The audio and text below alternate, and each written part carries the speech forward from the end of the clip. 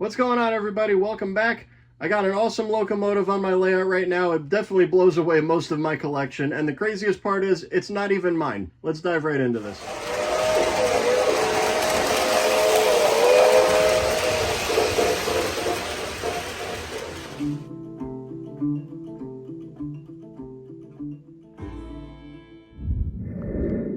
Real quick before we get started, York is only a couple of days away, so I'm going to be leaving for that as soon as I get out of work Thursday.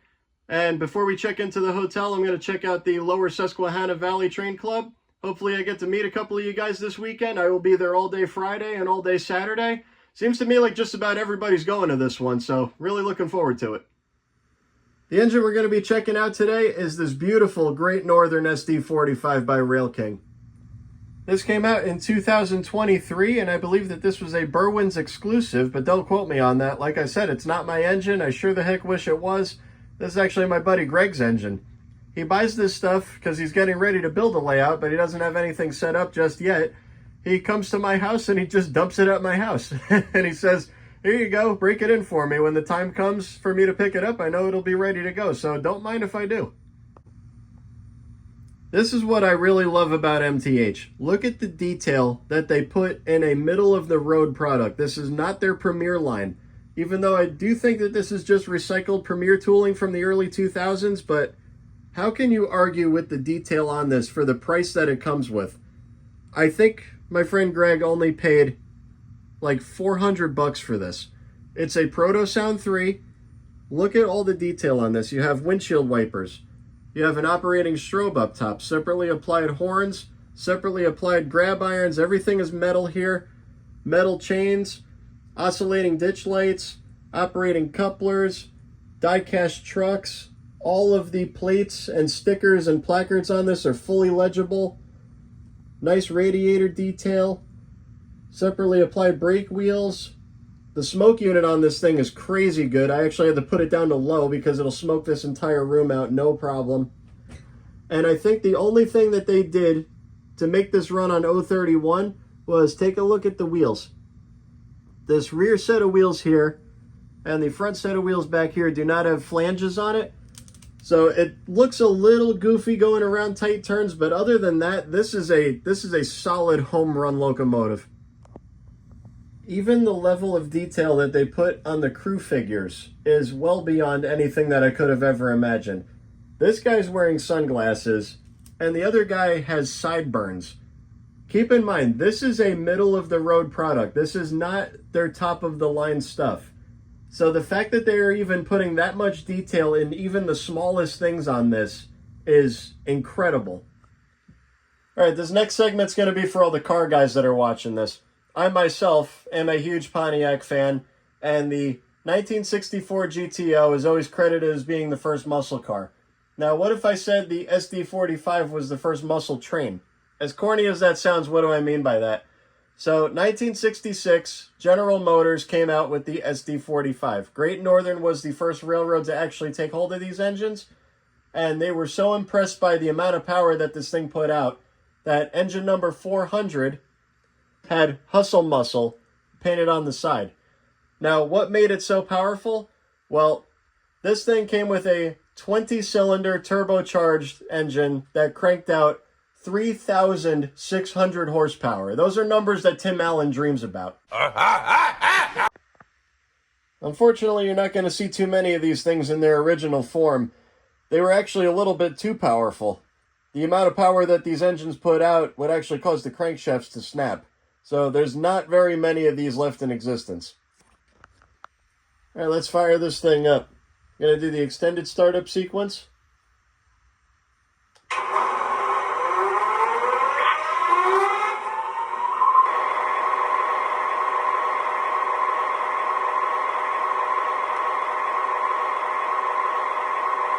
Now this thing's got dozens of sounds in here. If I was to go through every single one of them, this video would be way too long.